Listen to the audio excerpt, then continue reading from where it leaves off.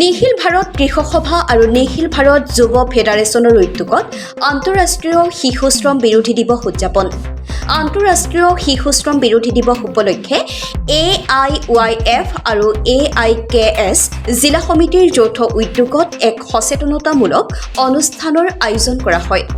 অনুষ্ঠানটোত AIYFৰ জিলা সভাপতি হেমন্ত গগৈ, জিলা সম্পাদক বিজেন্দ্ৰ গগৈ আৰু AIKSৰ ৰাজ্যিক সহ সম্পাদক সঞ্জীৱ গাংগুলীৰ লগতে সংগঠনৰ বিভিন্ন সদস্য উপস্থিত থাকি শিশু শ্ৰমৰ বিপদ আৰু ইয়াৰ প্ৰতিবিধান সন্দৰ্ভত মূল্যৱান বক্তব্য প্ৰদান কৰে।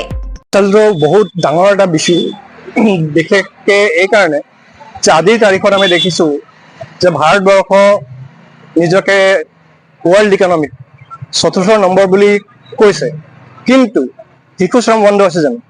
নাই হোৱা। কাৰণটো কি? কাৰণ এইটোৱে যে বেছিভাগ মানুহৰ হাতত আজিকালি পইচা নাই। তেখেতসকলে ল'ৰা ছোৱালীক স্কুলত শিক্ষা দিবলৈ ক্ষমতা নাই। আমাৰ দীৰ্ঘদিনীয়া দাবী এটা আছে, যিটো হ'ল যে GDP ৬% যাতে শিক্ষাৰ প্ৰতি ব্যয় কৰা হয় বা আবণ্টন কৰা হয়।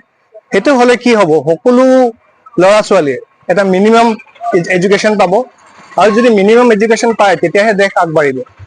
নহ'লে কিন্তু আমি GDPৰ নামত গৰ্ব কৰি থাকি লাভ নাই, বিকজ কোনো স্কুল নাই, শিক্ষাৰ্থী অনুপাতে শিক্ষক নাই, স্কুলৰ ইনফ্ৰাষ্ট্ৰাকচাৰ নাই। আজি ইমান গৰম, স্কুলত ল'ৰা ছোৱালী বহিব পাৰিব নেকি? বা যাতায়াতৰ ব্যৱস্থা নাই, ৰাস্তা পদূলি ঠিক কৰক। সকলো বস্তু কিন্তু এক লগত জড়িত হৈ আছে। গতিকে যদি সঁচাকৈ আমি ডেভেলপড কাণ্ট্ৰি বা ডেভেলপড অসম যদি বিচাৰোঁ, তেতিয়াহ'লে এই সম্পৰ্কে বিশেষভাৱে গুৰুত্বপূৰ্ণ এটা পদক্ষেপ ল'ব লাগিব চৰকাৰে। অন্যথা কিন্তু আমি পিছ পৰিয়ে থাকিম, প্ৰাইভেটাইজেশ্যন হৈ থাকিব। যিসকলৰ হাতত পইচা আছে তেখেতসকলে প্ৰাইভেট স্কুলত পঢ়াব, AC ৰুমত পঢ়িব বা ৰেচিডেঞ্চিয়েল স্কুলত পঢ়িব, আৰু যিসকলৰ হাতত পইচা নাই তেখেতসকলে ল'ৰা ছোৱালীক কিন্তু কোনো ধৰণৰ শিক্ষা দিব নোৱাৰে, আৰু শ্ৰমিক হৈয়ে থাকিব তেখেতসকলৰ ল'ৰা ছোৱালী।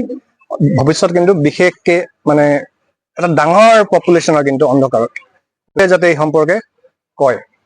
আৰু এটা কথা আমি ক'বলৈ লৈছোঁ, সেইটো অৱশ্যে এই আজিৰ তাৰিখৰ যিটো হয় এণ্টি চাইল্ড লেবাৰ ডে, সেই সম্পৰ্কে নহয়। এটা বিশেষ কথা ক'ব বিচাৰিছোঁ যে আমাৰ ডিমা হাছাওৰ ছোৱালী এজনী ৰশ্মিতা হোজাই, তেখেত দিল্লীলৈ কিবা চেণ্ট্ৰেল বৰ্ডৰ এক্সাম দিবলৈ গৈছিলে, কিবা competitive exam, most probably railway board exam হোৱাৰ পিছত তেখেতে ফুৰিবলৈ গৈছিলে উত্তৰাখণ্ডৰ ঋষিকেশত, আৰু তেখেত তাত মিচিং আছিলে। মিচিং হোৱাৰ পিছত কিন্তু তেওঁৰ ডেড বডি পোৱা গৈছে।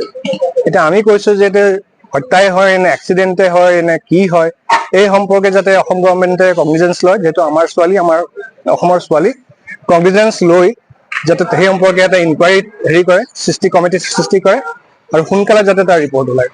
ইমানখিনিকে ক'লো আজিলৈ, ধন্যবাদ। লগতে শিশুৰ অধিকাৰ, শিক্ষা আৰু শিশুৰ সুস্থ বিকাশৰ ক্ষেত্ৰত সমাজৰ দায়িত্ববোধৰ ওপৰত গুৰুত্ব আৰোপ কৰে। মাৰ্ঘেৰিটা প্ৰামিডু বৰুৱাৰ ৰিপৰ্টাৰ লাইভ অসম।